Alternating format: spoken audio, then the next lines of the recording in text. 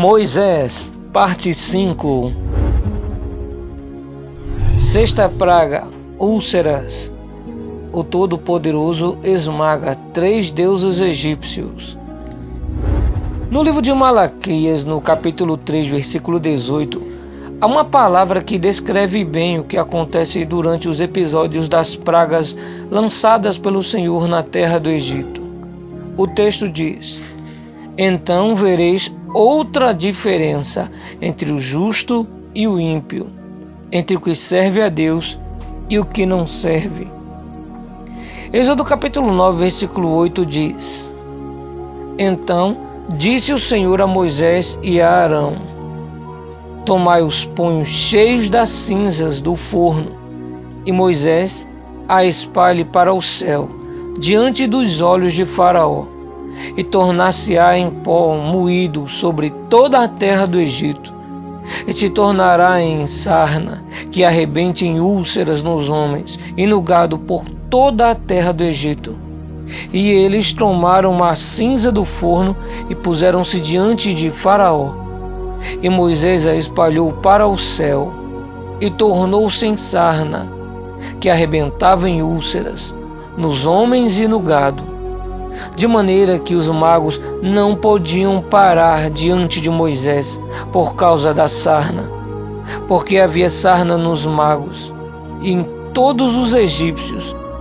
Porém, o Senhor endureceu o coração de Faraó e não os ouviu, como o Senhor tinha dito a Moisés. As cinzas lançadas ao vento haveriam de espalhar-se por toda parte, o que serviu de sinal da natureza generalizada da praga. Como as rãs, em quantidade prodigiosas, levantaram-se da lama do rio Nilo, por geração espontânea, e também como piolhos surgiram por geração espontânea do pó do solo. Não é necessário supor que a irrupção de úlceras fosse causada diretamente pelo contato com as cinzas. O Senhor poderia ter infligido as úlceras independentemente do pó, quando Moisés agiu em obediência à sua ordem, como aconteceu com muitos outros milagres. Deus pode ter agido por meio da natureza, talvez por meio de uma bactéria ou vírus, ou algo além do campo natural. Na praga anterior, todos os animais haviam morrido. Porém, na atual praga, novamente é dito que os animais foram atingidos. Isso mostra que os egípcios haviam adquirido animais com os hebreus ou povos vizinhos. Os magos foram envergonhados, pois nem mesmo a si próprios conseguiram proteger. As cinzas, nesse caso, agiram como a vara em outros casos. Os egípcios, naturalmente temerosos das pragas, recorriam em seu panteão a deuses como Sekhmet, com cabeça de leão, Suno, o deus das pragas, e Ísis, a deusa da cura. O sistema teológico inteiro do Egito foi humilhado por diversas pragas, porquanto Deus estava sendo exaltado para tornar-se universalmente conhecido. Faraó foi testemunha ocular desta e de outras pragas. As úlceras ameaçavam as vidas dos homens e mulheres egípcios, pois se uma única úlcera já é motivo de consternação, imagine, portanto, ter o corpo coberto por elas da cabeça aos pés. Certamente as vítimas destas pragas temeram e muito por suas vidas, tendo em vista a própria medicina não ser tão evoluída como nos tempos modernos, e até mesmo aqueles a quem poderiam recorrer para tratar das enfermidades estarem também sofrendo do mesmo mal. Com isso, aquelas pessoas sentiram-se terminantemente impotentes, e muitos acreditavam, em meio a tanto sofrimento, que a morte seria preferível. Todos eles, porém, estavam colhendo o que plantaram ao preferirem servir a falsos deuses, mesmo sendo testemunhas vivas do poder do Deus verdadeiro. Os deuses do Egito nada podiam fazer, sacrifícios, holocaustos e orações não surtiam efeito algum. A decepção dos devotos e sacerdotes deve ter sido imensa. A sétima praga, a Saraiva. Ísis e Osíris são aniquilados. Após os egípcios e seus animais terem sido tomados por úlceras, o Senhor Deus falou com Moisés para que o mesmo novamente procurasse a Faraó e levasse a sua mensagem.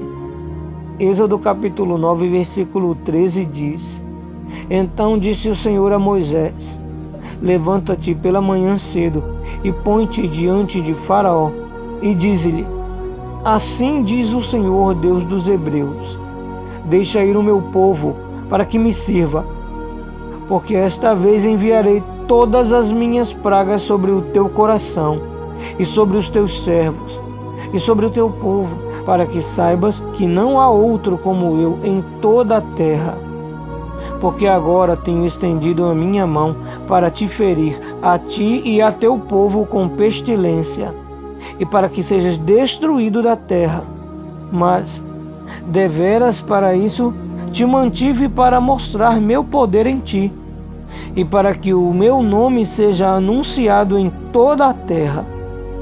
Tu ainda te exaltas contra o meu povo para não deixar ir? Eis que amanhã, por esse tempo, farei chover saraivada muito grave, qual nunca houve no Egito, desde o dia que foi fundado até agora. Agora, pois, envia, recolhe o teu gado e tudo que tens no campo, todo homem e animal que for achado no campo e não for recolhido à casa, a saraiva cairá sobre eles e morrerão. Livro de Êxodo, capítulo 9, versículo 13 a 19. Observem que Deus não pegou o Faraó e os homens de seu povo de surpresa, mas avisou como seria a nova praga e deu instruções para que tanto homens quanto animais fossem recolhidos em seus lares ou em abrigos. Isso mostra que até então sua intenção não era levar ninguém a óbito, mas ele queria mostrar que ainda haviam pessoas que preferiam morrer ao crer em suas palavras. Muitos ainda criam que seus deuses ainda podiam os livrar das mãos do Senhor dos Senhores.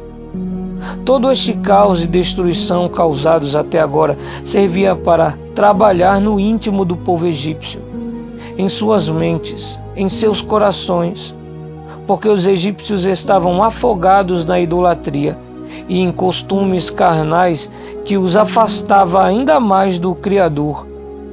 Um destes costumes, por exemplo, era o de se deitar com pessoas mesmo sem ter casado com a mesma.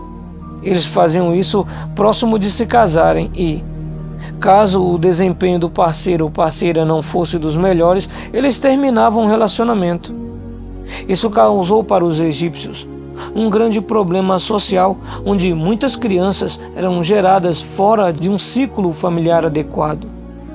E quantos não foram filhos de mães solteiras, ou quantos filhos não eram enviados a morar com os pais, sem a mãe ao lado?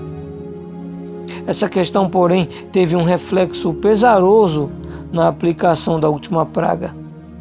Se o Senhor queria que os egípcios passassem a crer em suas palavras, ele estava começando a conseguir seu objetivo. Moisés já havia alertado a Faraó sobre a próxima praga e como se livrar dela. A notícia percorreu todo o Egito, provavelmente através daqueles que rodeavam o Faraó durante seu encontro com os irmãos Moisés e Arão. Os próximos versículos mostram que alguns dos que antes não criam passaram a crer. Êxodo capítulo 9, a partir do versículo 20 diz: Quem dos servos de Faraó temia a palavra do Senhor, fez fugir os seus servos e o seu gado para as casas. Mas aquele que não tinha considerado a palavra do Senhor, deixou os seus servos e o seu gado no campo. Então disse o Senhor a Moisés: Estende a tua mão para o céu, e haverá saraiva em toda a terra do Egito, sobre os homens, e sobre o gado, e sobre toda a erva do campo, na terra do Egito. E Moisés estendeu a sua vara para o céu, e o Senhor deu trovões e saraiva, e fogo corria pela terra. E o Senhor fez chover saraiva sobre a terra do Egito. E havia saraiva e fogo misturado entre a saraiva, tão grave, qual nunca houve em toda a terra do Egito, desde que veio a ser uma nação. E a saraiva feriu em toda a terra do Egito tudo quanto havia no campo, desde os homens até os animais. Também a saraiva feriu toda a erva do campo, e quebrou todas as árvores do campo. Somente na terra de Gósen, onde estavam os filhos de Israel, não havia saraiva. Se Faraó e seus servos tivessem aceitado o aviso dado de maneira tão misericordiosa, a vida de homens e de animais teriam sido poupadas. Mas o aviso não foi considerado e houve grandes perdas. O verso 20 insinua que alguns egípcios haviam aprendido a temer a Deus. Talvez ainda não o conhecessem como o único Deus verdadeiro, mas apenas como alguém a quem convinha respeitar. A forte saraivada envergonhou os deuses considerados como tendo controle sobre os elementos naturais. Por exemplo, Íris, deus da água, e Osíris, deus do fogo, como também a Serafes, deus das lavouras. A falsa humildade do Faraó. A destruição causada pela 7ª praga fez acontecer algo inédito. Faraó confessa a Moisés que havia pecado a não obedecer às ordens do Criador. Êxodo capítulo 9, versículo 27 diz: Então Faraó mandou chamar a Moisés e a Arão e disse-lhes: Esta vez pequei. O Senhor é justo, mas eu e o meu povo ímpios. Orai ao Senhor, pois que basta, para que não haja mais trovões de Deus, nem saraiva, e eu vos deixarei ir, e não ficareis mais aqui. Aparentemente, Faraó, a maior autoridade egípcia, havia se quebrantado. Parecia ter havido ali um raiar de luz dentro de uma mente nefasta. Mas não. Muito pelo contrário. Ao confessar seu pecado, Faraó não se arrependeu com sinceridade. A real intenção dele era alcançar objetivos pessoais. Isso ficou evidenciado quando por diversas vezes voltou atrás com a sua palavra. Muitas pessoas hoje têm agido como Faraó. Aparentam se arrepender, prometem mudar, mas dentro de si carregam o desejo de obter apenas bênçãos. E quando as alcançam, voltam a praticar os mesmos erros do passado. Moisés atendeu ao apelo de Faraó e, estendendo suas mãos a Deus, fez a praga cessar. Faraó, porém, mais uma vez, não cumpriu sua palavra de libertar o povo hebreu. Mas além de proibi-los de sair, endureceu ainda mais seu coração, conforme o livro de Êxodo, capítulo 4, versículo 34 e 35. A 8ª praga, gafanhotos. Nut e Osíris perdem a revanche. Covardemente e de maneira vil, Faraó descumpre mais uma vez a promessa de liberar o povo de Israel.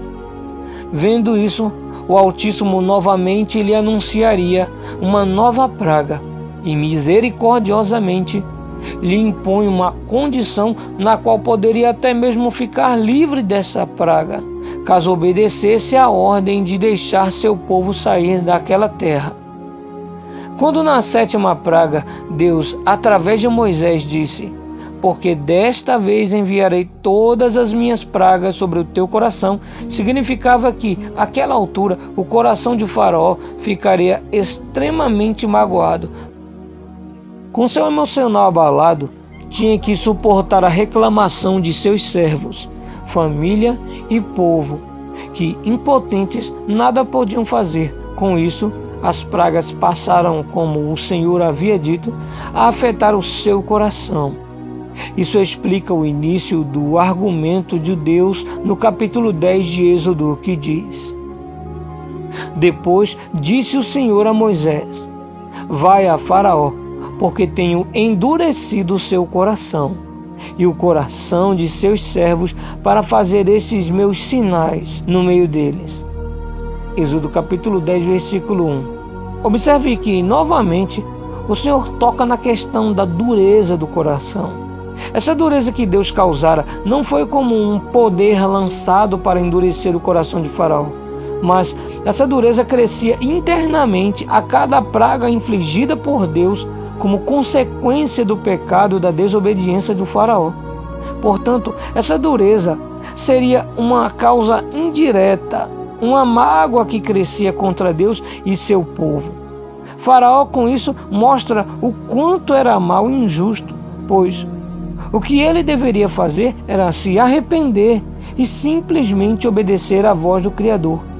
Assim que liberasse o povo hebreu, cessariam as pragas. Ele e seu povo estariam livres de catástrofes e eles deveriam abandonar seus falsos deuses e passar a servir ao Deus verdadeiro. Assim também é o ser humano que está vivendo no pecado. Deus começa a permitir a ação do mal na vida desta pessoa, a fim de que ela sofra em vida com as consequências de suas más decisões. Assim, sofrendo, o homem deve se voltar para Deus e reconhecer que pecou, e que o pecado abre as portas da destruição para qualquer vida. Uma vez arrependida, a pessoa passa a se consagrar, a se aproximar de Deus e alcança o perdão e a salvação divina, tornando-se exemplo para muitos. Ainda assim, existem pessoas com o mesmo espírito de Faraó, pois, mesmo em pecado, longe de Deus, eles não se arrependem. E quando vem o sofrimento, ainda culpam a Deus, dizendo coisas injustas com ele, como: por que Deus permitiu isso? Ele sabia que eu passaria por isso. Por que permitiu? A culpa é dele. Veja que uma pessoa assim se autodeclara justa. Assim como Faraó, para ele mesmo, era o justo da história, não Deus. Provérbios capítulo 12, versículo 15 diz: O caminho do insensato é reto a seus próprios olhos, mas o que dá ouvidos ao conselho é sábio. Veja que a Bíblia trata como sábio quem ouve os conselhos divinos. Mas qual seria o conselho para os insensatos que se apoiam em seu próprio entendimento, como o Faraó? A esses, a resposta se encontra em Provérbios capítulo 3, versículo 5, que diz: Confia no Senhor de todo o teu coração e não te apoies no teu próprio entendimento. Versículo 6 diz: Reconhece o Senhor em todos os teus caminhos, e Ele endireitará as tuas veredas. Deus conhecia o coração de Faraó. Ele sabia que o mesmo era tão orgulhoso, que ao invés de se arrepender e obedecer, o mesmo endureceria ainda mais o seu coração. Porém, este era o único caminho ao qual ele determinou que trataria com o ser humano para que o arrependimento viesse a nascer em seu íntimo. Faraó não era o melhor que os outros, não era especial para ser tratado de outra maneira. Observe que os servos de Faraó, na praga da saraiva, já tinham reconhecido o poder de Deus como soberano. Eles obedeceram se guardando em seus lares e guardando seus animais. Faraó, porém, e alguns do povo egípcio, não. Faraó principalmente, pois que foi ensinado e acreditou desde a infância que era a reencarnação de um Deus, o Horus vivo na terra. Todas as formas a quais o Senhor havia agido até ali também eram para que a descendência dos israelitas soubesse do seu grande poder. Êxodo capítulo 10, a partir do versículo 2, diz: E para que contes aos ouvidos de teus filhos e dos filhos de teus filhos as coisas que fiz no Egito, e os meus sinais que tenho feito entre eles, para que saibais que eu sou o Senhor. Após essas palavras, Deus envia novamente Moisés e Arão a proferir suas palavras de juízo, onde aplicaria mais uma praga caso o faraó se recusasse ao deixá-los ir ao deserto adorar. E mais uma vez, Deus lhe dá a chance de obedecer e ser livre daquela nova praga. No caso, milhares de enxames de gafanhotos invadiriam e devastariam todo o restante do verde que existia na terra, que aliás já tinha quase sumido com a saraiva. Eles foram até Faraó, deram o recado e se foram. Os servos de Faraó, porém, ficaram atemorizados com aquela ameaça e falaram temerosos a Faraó as seguintes palavras: até quando este homem nos há de ser por laço? Deixa ir os homens, para que sirvam ao Senhor seu Deus. Ainda não sabes que o Egito está destruído? Livro de Êxodo, capítulo 10, versículo 7. Os servos de Faraó tentaram agir com sagacidade. Eles o orientaram a deixar somente os homens irem, pois as mulheres, ficando no Egito, era como uma garantia da volta deles. E, se não voltassem, suas mulheres ficariam para os homens egípcios, que aumentariam a nação, coabitando e tendo filhos com elas. Faraó caiu nessa lábia e achou a ideia boa, e mandou que chamassem a Moisés e a Arão novamente, dizendo-lhes: ide, servi ao Senhor vosso Deus. Quais são os que hão de ir? E Moisés disse: havemos de ir com os nossos jovens e com os nossos velhos, com os nossos filhos e com as nossas filhas, com as nossas ovelhas e com os nossos bens. Havemos de ir, porque temos que celebrar uma festa ao Senhor. Então ele, Faraó, lhes disse: seja o Senhor assim convosco, como eu vos deixei ir a vós e a vossos filhos. Olhai que há mal diante da vossa face. Não será assim. Agora ide vós, homens, e servi ao Senhor, pois isto é o que pedistes. E os expulsaram da presença de Faraó. Livro de Êxodo, capítulo 10, versículo 8 a 11. Os servos de Faraó expulsaram a Moisés e Arão, pois já estavam magoados com eles. Estavam os odiando. Não entendiam por que Faraó não os matava e, ao mesmo tempo, temiam fazê-lo. A obediência parcial de Faraó mostra a rebeldia dele à ordem recebida. Quem deseja de fato se submeter a Deus não impõe condições, e sim se rende a ele sem ressalvas. Então disse o Senhor a Moisés: estende a tua mão sobre a terra do Egito, para que os gafanhotos venham sobre a terra do Egito e coma toda a erva da terra, tudo o que deixou a saraiva. Então estendeu Moisés sua vara sobre a terra do Egito, e o Senhor trouxe sobre a terra um vento oriental, todo aquele dia e toda aquela noite. E aconteceu que, pela manhã, o vento oriental trouxe os gafanhotos. E vieram os gafanhotos sobre a terra do Egito, e assentaram-se sobre todos os termos do Egito. Tão numerosos foram que, antes destes, nunca houve tais gafanhotos, nem depois deles haverá. Porque cobriam a face de toda a terra, de modo que a terra se escureceu, e comeram toda a erva da terra e todo o fruto das árvores, que deixara a saraiva, e não ficou verde algum nas árvores, nem na erva do campo, e em toda a terra do Egito. Êxodo capítulo 10, versículo 12 a 15. O vento oriental trouxe os enxames de gafanhotos, e, quando o vento mudou de direção, tornou-se um vento ocidental, que levou os gafanhotos na direção do Yansuf, ou, como chamamos, Mar Vermelho. O vento que soprava no deserto da Arábia chama-se Síroco, o qual trouxe as hordas devastadoras dos gafanhotos. A deusa do céu dos egípcios, Nut, não foi capaz de proteger os egípcios. Osíris, o deus da fertilidade, não pôde impedir a destruição das plantações. Portanto, a 8ª praga também atacou o panteão egípcio, tal como se deu com as pragas anteriores.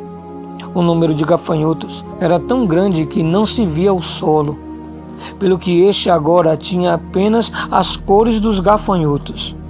O Egito era famoso por sua produção de frutas como figos, uvas, azeitonas, amoras, romãs, tâmaras, ameixas, maçãs, pêssegos e muitos outros, numerosos demais para serem aqui mencionados. Nada restou. Essa passagem faz-nos lembrar da devastação feita pela Saraiva. O pouco que tinha sobrado daquela praga agora ficou destruído. Faraó, ao ver aquilo, ficou assustado, pois agora o que seu povo iria comer? Só não haviam gafanhotos na terra de Gósen, onde os hebreus habitavam. O faraó teria que gastar muito para suprir a fome de seu povo e também a fome dos animais que estavam no campo, que mal haviam se recuperado das chagas, isso os que sobreviveram à grande saraivada. Então Faraó se apressou a chamar a Moisés e a Arão e disse: Pequei contra o Senhor vosso Deus e contra vós. Agora, pois, peço-vos que perdoeis o meu pecado, somente dessa vez, e que oreis ao Senhor vosso Deus que tire de mim somente essa morte. E saiu da presença de Faraó e orou ao Senhor. Então o Senhor trouxe um vento ocidental fortíssimo, o qual levantou os gafanhotos e os lançou no mar vermelho. Não ficou um só gafanhoto em todos os termos do Egito. O Senhor, porém, endureceu o coração de Faraó, e esse não deixou ir os filhos de Israel. Gênesis capítulo 10, versículo 16 a 20. 9ª praga, trevas. O Senhor vence outra revanche. Com Deus não se brinca, e de Deus não se zomba. Faraó descumpria com Moisés sua palavra sem sequer se importar com possíveis consequências. Tratava-os como palhaços. Porém, a tudo o Senhor assistia e sempre dava uma nova oportunidade para que Faraó se redimisse. Desta vez, assim que descumpriu sua palavra, o Senhor apareceu a Moisés e ordenou que estendesse a sua mão para o céu, para que houvessem trevas tão espessas que se pudessem tocar nelas. Como já falamos em vídeos anteriores, as mãos de Moisés tinham autoridade para a vida e para a morte. Quando estendia, vinham as pragas. Quando novamente estendia e orava, havia livramento para a vida. Foi justamente o que simbolizou a passagem da mão com e depois sem a lepra em Êxodo capítulo 4, versículos 6 e 7. Nada fora alertado a Faraó. Ele e seus servos foram pegos de surpresa. Ao estender suas mãos para os céus, Moisés atraiu trevas para o Egito. Enquanto isso, a luz brilhava do sol na terra de Gósen. No Egito, tudo era preto, nada se via. As pessoas não se mexiam em seus lugares para evitar se acidentarem. E levaram-se 3 dias para que os mensageiros do faraó conseguissem acertar o caminho e sair daquelas trevas para chegar até Moisés e convocá-lo até a presença de faraó. Moisés foi ao encontro às escuras e, ao lá chegar, ouviu do faraó a seguinte proposta: poderia ir com todo o povo, mas deixasse as ovelhas e as vacas. Moisés recusou a proposta, alegando precisar dos animais para oferecer holocaustos. E no versículo 26 do capítulo 10 de Gênesis, ele chegou a dizer que nenhuma unha ficaria com Faraó no Egito. Faraó pretendia deixar o povo de Deus sair com as mãos vazias. Aceitar essa proposta não cabia a Deus, mas a Moisés. A ele cabia aceitar sair em uma condição mais fraca e mais pobre, ou saírem com aquilo que lhes era por direito, seu suor, seu sangue, o que conquistaram com tanto sacrifício. As forças do mal que estavam sobre Faraó queriam impedir os filhos de Israel de sair com suas riquezas, como o Altíssimo já havia prometido a Moisés que sairiam. A liberdade era tudo o que queriam, mas Moisés não se precipitou em aceitar aquele acordo, pois guardou a palavra que o Senhor havia lhe dito. Isso mostra que com o mal não há acordo. As trevas sempre querem trazer para o povo de Deus a miséria e a infelicidade.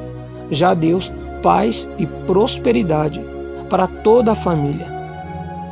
Assim como Abraão foi totalmente dependente do Criador, sua descendência também seria. Aparentemente, Moisés, ao adentrar aquela região cheia de trevas no Egito, levou luz àquele lugar, pois as trevas não ocupavam o mesmo espaço com o povo de Deus. Como o faraó não aceitou que Moisés mudasse sua proposta, ele também provavelmente, já livre daquela praga, se encheu de ódio e mais uma vez não deixou Israel ir embora servir ao Senhor. E expulsou a Moisés, dizendo: vai-te de mim, guarda-te que não mais vejas o meu rosto, porque no dia em que vires o meu rosto, morrerás. E disse Moisés: bem disseste, eu nunca mais verei o teu rosto. Êxodo capítulo 10, versículo 28 a 29.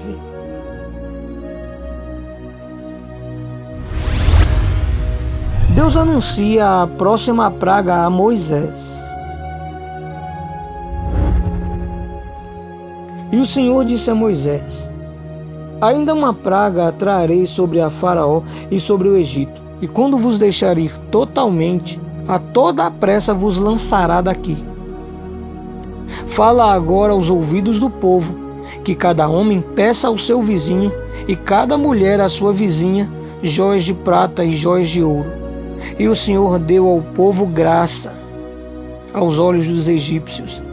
Também o homem Moisés era muito grande na terra do Egito, aos olhos dos servos de Faraó e aos olhos do povo. Não havia quem não conhecesse a Moisés em toda a terra do Egito. Cada coisa que ele dizia a Faraó se cumpria com fidelidade. Essa é uma característica de um verdadeiro servo e amigo de Deus: falar apenas a verdade e a mesma se cumprir. Hoje são muitos os que vivem e até cobram para profetizar profecias vazias. Como não ouvem de fato a voz de Deus, sempre se utilizam de termos como: eu não sei o que vai acontecer, mas a obra vai ser grande na sua vida. Ou, eu não sei quando, nem o dia, nem a hora, mas Deus me mostrou que a vitória vai ser grande. Totalmente o oposto do que ocorria com o profeta de verdade chamado Moisés. Suas profecias eram precisas, tinham o dia: eis que trarei amanhã gafanhotos aos teus termos. Êxodo capítulo 10, versículo 4. Tinha a hora: eis que amanhã, por esse tempo, se referindo às horas, farei chover saraiva muito grave. Êxodo capítulo 9, versículo 18. Tinham o cumprimento preciso e não deixou os filhos de Israel, como o Senhor tinha dito por Moisés. Livro de Êxodo capítulo 9, versículo 35. Os falsos profetas também se utilizam de adivinhações óbvias para ganharem o rebanho, que de fato tem sede de ouvir a voz de Deus. Já ouvi coisas como: é você mesmo que está com a camisa preta, aquele problema acaba hoje, viu? E também coisas como: você que está aqui e está sentindo dores, Deus me mostrou você. Você que está hoje aqui com dívidas a pagar, Deus mandou te dizer isso e aquilo. Apoie-se nas profecias que a Bíblia Sagrada tem a lhe oferecer. Quer ouvir sua voz? Faça isso, ou você pode também criar uma profunda comunhão e intimidade com Ele através da oração, pois esse era o caminho que os profetas trilhavam. Assim como determinei que minha família viria para Cristo, assim se cumpriu. Moisés era profeta verdadeiro e amigo do Senhor. Tudo que ele falava se cumpria com exatidão. Para que hoje nossa palavra se cumpra, precisamos de duas coisas. A primeira é cumprir nossa palavra principalmente para com Deus e também com os homens, pois isso é testemunho. Segundo, andar no caminho da santidade e comunhão com Deus, como fez o profeta Moisés. Quando o Senhor disse ao povo, através de Moisés, para que pedissem aos seus vizinhos jóias de prata e jóias de ouro, homens aos homens e mulheres a mulheres, ele estava se referindo como vizinhos aos egípcios. E os egípcios atenderam imediatamente ao pedido de Moisés, pois desejavam serem livres dos hebreus. Dessa forma, o Altíssimo honrou o seu povo, que, em liberdade, partia para o deserto, abastecido com ouro e prata. Esses recursos seriam utilizados futuramente na construção do tabernáculo. Observe que em Êxodo capítulo 11, a partir do versículo 4, Deus mais uma vez usa a exatidão no horário para profetizar o que iria acontecer aos egípcios na madrugada. Disse mais a Moisés: à meia-noite eu sairei pelo meio do Egito, e todo o primogênito na terra do Egito morrerá, desde o primogênito de Faraó, que haveria de assentar-se sobre o seu trono, até o primogênito da serva que está atrás da mó, e todo o primogênito dos animais. Serva atrás da mó, em algumas traduções, também aparece como servo que gira o moinho. O moinho consistia em duas pedras circulares, uma fixada no chão e a outra girada por uma alça. O trabalho de moagem foi extremamente trabalhoso e realizado por mulheres de nível mais baixo.